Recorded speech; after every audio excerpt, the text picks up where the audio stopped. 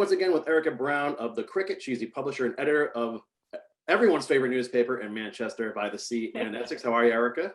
Hey guys, how are you? We're good. Great. We know how busy you are. There's a lot going on. Let's start off with the retirement of Bob Wilworth. Bob Wilworth in Manchester. The Wilworth clan, before we say anything. Bob Wilworth, I'm almost positive, is one of 11 kids. Can we start there? And he's from Manchester, a town of 5,600 people. So there you go. That sets up the stage for you. Bob Wilworth. In the corner. Bob Wilworth retired after 34 years with the Department of, the DPW, Public Works, but specifically the Water and Sewer Department. And he retired after 34 years.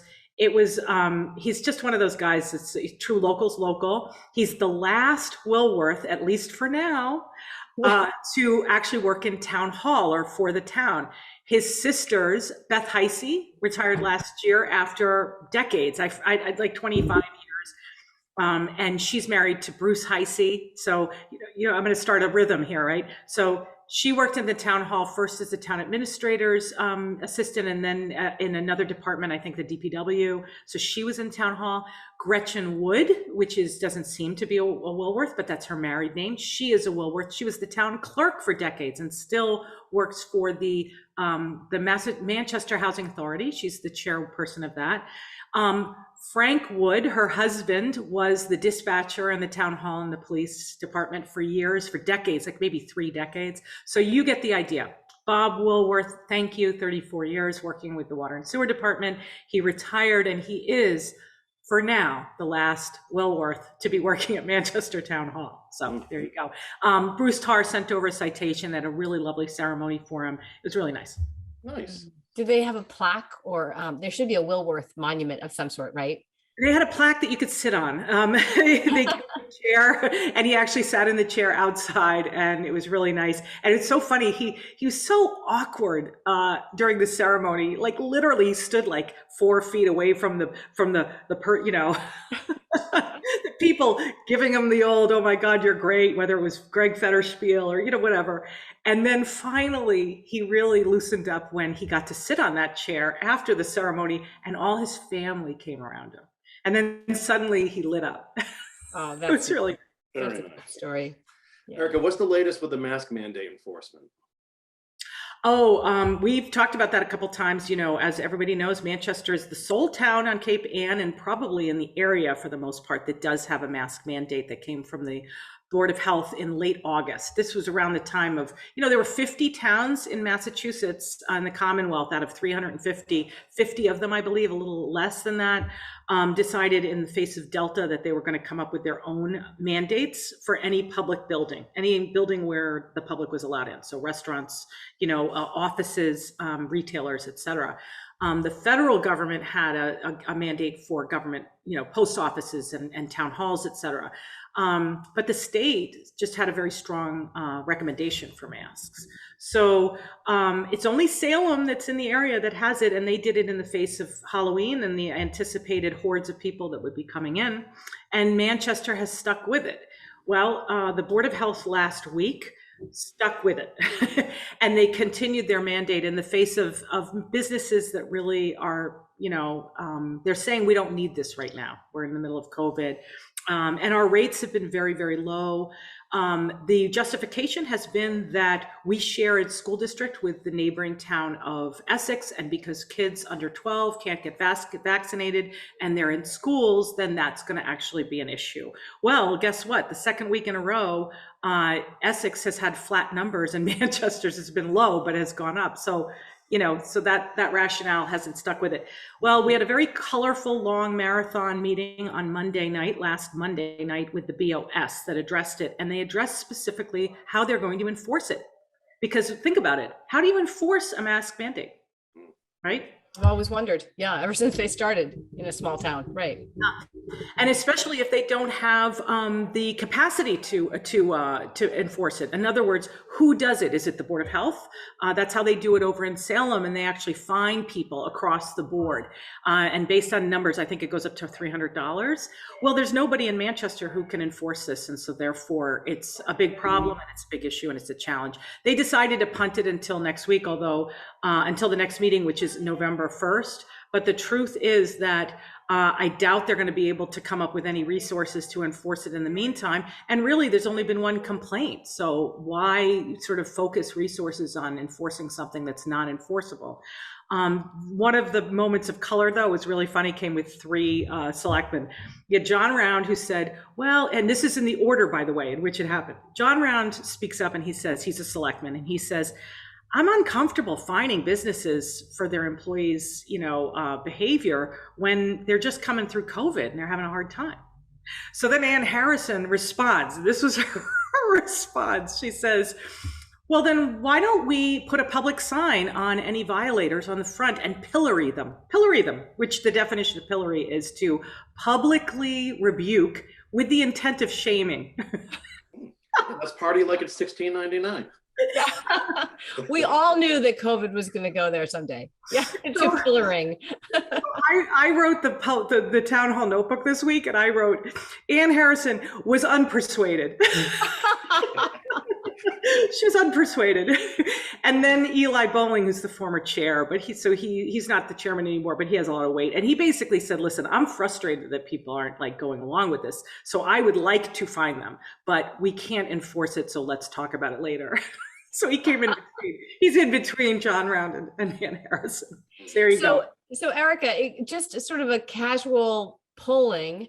Do you see people masked on the streets of Manchester?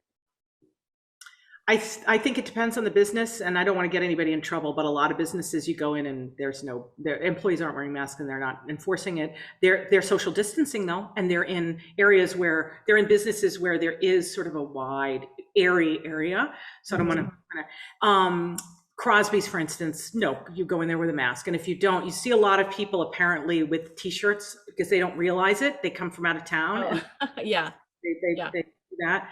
And that's just sort of a posture of acknowledgement and say, hey, I'm trying to do the right thing kind of thing. Right. But the employees are all masked. But yeah, no, Cheryl McGuire from Madam Haddam was on a recent Manchester division meeting where it was addressed with Greg Fetterspiel and the town. And she said, listen, it's really hit my business. This isn't good.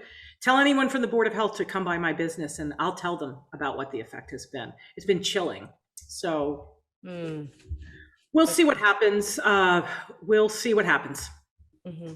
All right, and some exciting news regarding the Rapid Recovery Grant. Yeah, the Rapid Recovery Grant was something that the town of Essex reached out. Matt Coogan, who is the former town planner, he is now, I believe, the town administrator of, is it Boxford? Something like that. I'm sorry if I got it wrong. Up on Boxford government. No. Sorry, but he's a town administrator now, which I think is lovely. But anyway, so he reached out to Sue Brown, his counterpart then in Manchester, and said, there's this Rapid Recovery Grant. It's for technical assistance. We'd like to go after it, but we don't have the bandwidth. Will you want to partner up on it? And Sue Brown said, listen, towns that partner up have a better chance of getting these grants. So yeah. So she actually took the lead on applying for the grant. They got it.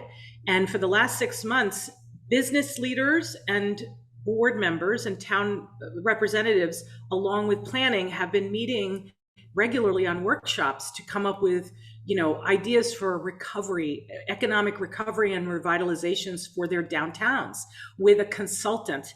And every month, though, that consultant has brought in these heavy hitter organizations to meet and help with different areas like lighting, wayfinding, et cetera. They had a meeting with like Stantec International. That's a global, engineering and architectural firm.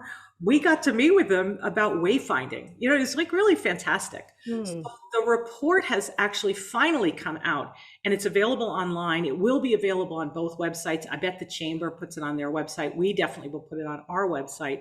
134 pages of data and research on Essex and Manchester and their businesses and the customers that they appeal to, et cetera. And then 9 shovel-ready projects that we came up with as towns that are fundable, that are written in such a way that we could actually pull them out and take them and get grant money for them. And they have everything from marketing ideas for how to address the quietest part of the year, January, February, and March, right? To the hiring of an economic development person that would be shared between the towns. There were also ideas for lighting, public lighting, which is a big issue in Essex. Placemaking, which means sort of adding things downtown to enhance the experience of downtown, and then wayfinding signage to help people, to make it friendlier for people from outside to experience properly a downtown and go shopping. So it was really great. And I would just say this, like any good idea that's come out of COVID, nearly all of them aren't anything about COVID. You know what I mean? Like just common sense. Yeah, exactly. There are things that we could have done before, like all the Zoom meetings and working from home, all that stuff, you know, COVID made it happen, but really that's an innovation that could have happened 10 years ago. Well, maybe not 10, maybe 5. But these ideas for rapid recovery around COVID are actually just really good ideas. Interesting. it was an incubator. It was an idea incubator. well said. All right, Erika, we have about 90 seconds left. Let's talk mushrooms. Oh my God, mushrooms. Okay, is it me or has foraging for mushrooms like got exploded in popularity? It's a thing. I think it's because it rained so much. So the mushrooms this year are really, really good. So but you're right. Mushrooms are everywhere.